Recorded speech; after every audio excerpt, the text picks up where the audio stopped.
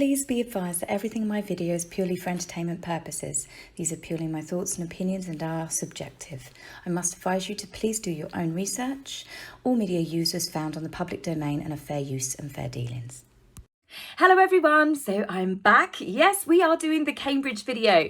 I'm working on 2 videos. I'm doing them back to back, so you'll probably see me in the same outfit. We've obviously got a lot to cover with the Times 100 magazine, so I don't want that tainting my Cambridge video, so I will be bringing that to you either later tonight or tomorrow morning. I am doing them back to back, so I may not be answering the comments when this video goes live just because I am working very hard just to get this out to you. So we've had some really lovely engagements with Prince William and then obviously the Duchess of Cambridge. The Daily Mail has finally just started calling her that. I get so annoyed that they still call her Kate Middleton. But they've both appeared and done separate engagements. We'll start off with Prince William, who was looking absolutely gorgeous. He has got some divine bone structure, hasn't he? He was attending the Who Cares Wins Awards and he was dressed in looking very, very dapper in a velvet jacket and matching loafers. Not a fan of the loafers, but I should be grateful for the simple fact that he is wearing socks. It was a big trend that I noticed guys this summer wearing loafers and shorts, no socks. I don't know what it is about it. Not that I'm a fashionista at all, so I'm not really sure if I'm allowed to judge on this, especially as a few of you thought that I was wearing my dressing gown in the last video. I had lots of compliments going, you look really glam, you look really lovely. There's quite a few of you like, are you wearing your dressing gown? I don't know what sort of dressing gowns you wear, because my dressing gown looks like this. It's big, it's snuggly, it's fluffy, it's definitely not sexy, and it's got baby penguins all over it. See, now we've got that sorted. I was not wearing my dressing gown. So back to Prince William, who was there, as I said, he was giving out awards for the Who Cares Wins and handed out one particular award. It was for the 999 Hero Award, and it was awarded to 2 paramedics, a Dina Evans and a Mick Hipgrave, who were both repeatedly stabbed on a call out trying to help people. And I just find that absolutely shocking, the amount of attacks that happen when they're going out to these calls. And I really hope that, I don't know, maybe they should be taser trained or something. It's a bit of an eye-opener really, and I think the award was definitely well deserved. Also in attendance was David Beckham, also looking very dapper in a tux.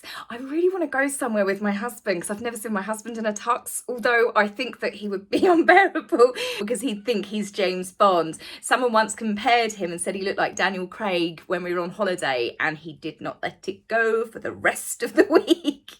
So as for Catherine, the Duchess of Cambridge, this was the first time we'd seen her for a couple of months. Naturally, as soon as Catherine disappears, you get a lot of speculation. Is she pregnant? Isn't she pregnant? I think she had just been taking some time out to spend with the kids, obviously, now that the children are able to go back to school. There were some paparazzi shots that came out of Prince George using his pocket money to pay for stationery, getting ready for school, and Princess Charlotte was in her school uniform.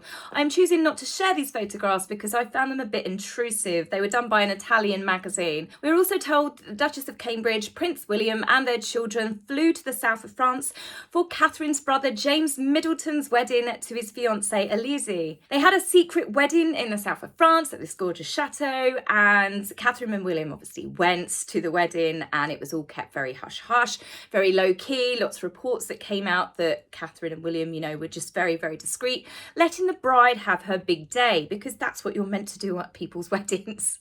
I really like James Middleton. I think he seems very, very suited with his partner. He just comes across as a really good, kind, likeable person. In fact, the whole family does. I mean, I've always liked Pippa Middleton as well. And the whole family just seems very, very loving, very, very close-knit. So that was some nice news anyway for James and Elise. So congratulations to the happy couple.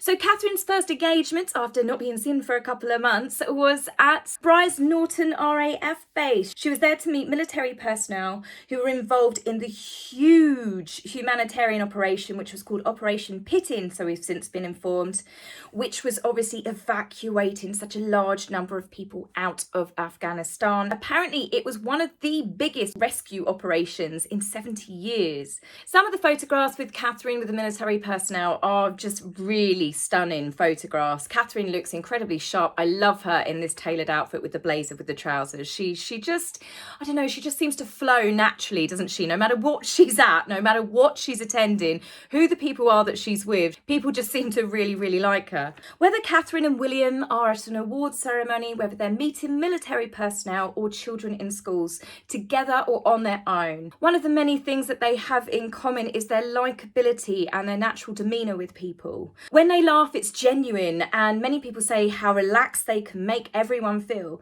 Considering William is heir to the throne, and you can't get much bluer blood than that, really, he comes across as so down to earth, very, very funny, charming, playful.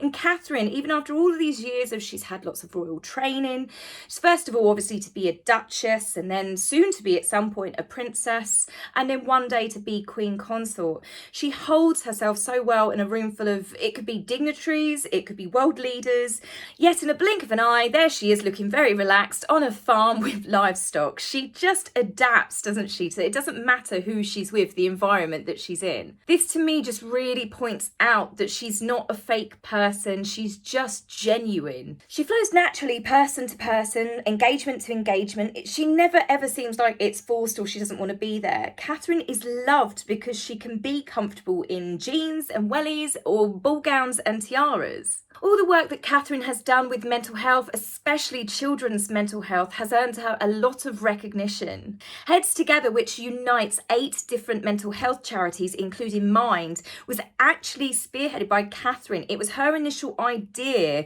when she was part of the Royal Foundation when it was Harry and William. Catherine also helped Place to Be, of which she is the patron of. They launched the first ever Children's Mental Health Week.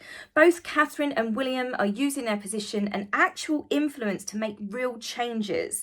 They've raised millions together for so many charitable causes and have helped turn the tide on mental health being recognised as so important, especially to even the youngest of children. Catherine's book, Hold Still, A Portrait of Our Nation with the National Portrait Gallery, was again a wonderful reflection on Catherine's kind and caring nature and her absolute passion and love for photography. Holding a photography competition for all ages and abilities in what was a deeply depressing time for the country helped raise spirits. There were entrants from as young as 4 years old up into the 70s and 80s, people with using anything from iPhones to professional equipment. There were some deeply emotional and thought-invoking photographs that were involved in the final 100, and then there were also just ones that actually just made light of it, or they were beautiful. It was just a lovely representation of all the different things and all the number of people, different ways that they were affected throughout, obviously, going through this worldwide bug. The book naturally became a huge bestseller, and all of the net proceeds got split between the National Portrait Gallery and also Mind charity, going towards helping families that were obviously struggling with mental health, frontline workers, and various other causes that Mind helps work with. Stepping away from mental health, Prince William announced in July that the Earthshot Prize is being made into a book. It's co-authored by Colin Butfield, who is the former executive director of WWF, World Wildlife Fund. The book is being released ahead of the first Earthshot Prize Awards, which is on the 17th of October. A few of the finalists that are actually going to be up for the big awards on the 17th of October. The book is going to be centred around the 5 key areas where we can help make changes to save the planet. So the 2 books that have come out, obviously, with Catherine and William, they couldn't be more contrast to the books that have come out from Montecito. You've got Harry, who is doing now his memoirs, which is, to me, it's very self-serving. It's no doubt going to be attacking his family and vilifying them further, given what the past year has brought. Meghan's book, it was a vanity project, wasn't it? And it was all to do with a poem that she wrote Harry through her eyes and blah, blah, blah, you know, the rest. And I don't really want to keep comparing them because they are on different paths. They are completely different lifestyles that they have. But when you have 2 people such as Harry and Meghan, that all they do is virtue signal and they talk about that they want to change, they want to help the world. But aside from a magazine shoot, a Zoom call or a photo opportunity, I'm literally waiting to see anything that Archwell and Meghan and Harry are doing to make a change. We're being told that's what they're going to do. But with Catherine and William, you can actually see where they're making changes. Catherine's fashion choices as well has also earned her an army of fans when it comes to fashion. Catherine has got that She can make and break a clothing line. As soon as she's spotted in a new outfit, that's it. Websites can literally crash because people are so desperate to get hold of the items. Now, don't get me wrong, there are a couple of dresses that I've seen Catherine wear and I think, oh no, but that's just, I've really got something against certain floral patterns. But she does dress incredibly well and she looks so comfortable in jeans and wellies and a really nice thick knit jumper. Obviously the ball gowns, that's not the sort of norm for the rest of us, but she does take the high-end fashion and she also mixes it with high street clothes. It makes her outfit choices attainable for us mere mortals. Considering that she's married to a future king and mother to another one, she looks so at ease, as I said, in a pair of wellies and jeans, wading through mud. But then she can literally, it can be the same day, and she looks impeccable in a ball gown and a tiara and the Queen's jewels, quite literally. This is where she really fits in with the royal family. The Queen, Princess Anne, Sophie the Countess of Wessex, they all love the countryside, into horses, remote Scottish getaways, and having complete family downtime. William and Catherine are liked by so many as they come across, albeit it is incredibly privileged family, of course they are, but at the same time they also come across as a very loving and normal family as well. And just like Princess Anne, they have actually managed to sculpt the royal fishbowl to suit them. With Catherine taking the family photographs, we're blessed with a glimpse into their lives. The photographs we see of the children playing, even William and Charles, give something back to the public. They're sharing very personal moments, but without obviously overexposing the children. It makes them endearing and relatable and most importantly likeable. By sharing glimpses into their personal lives like they do, it helps keep the public's interest and it also keeps them at a safe distance, but more importantly it humanises them. Catherine and William, to me, and this is my personal opinion, they come across as having a really strong marriage. They're clearly still best friends and you can always see in engagements they have lots of fun together, but they can also share a room with other people. They seem more at ease being part of the event rather than being the main attraction. They share the spotlight not just with each other but with also the people, the charity of the cause that they are there to draw attention to. I believe William when he talks about making real changes to help save the planet. He's clearly passionate about it and it shows. And it's the same for Catherine. When Catherine gives talks about mental health, especially in the early years of child development, you know that she's really committed to it.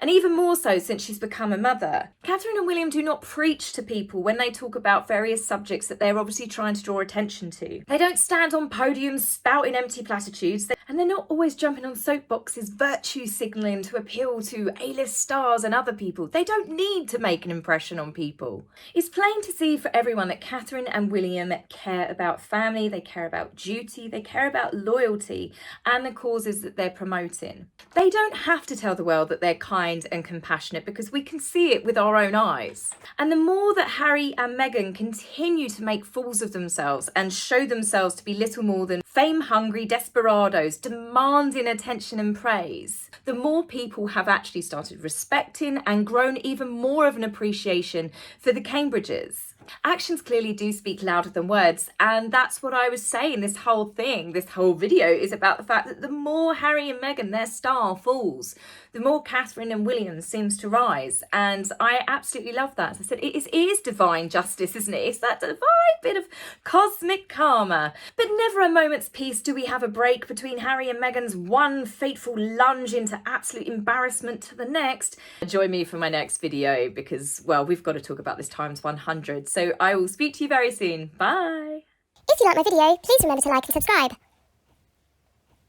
Please, angry typists, you will be blocked, so save your fingers the time. If you would like to buy me a coffee, please go to my About page and click the link. Love, Taz.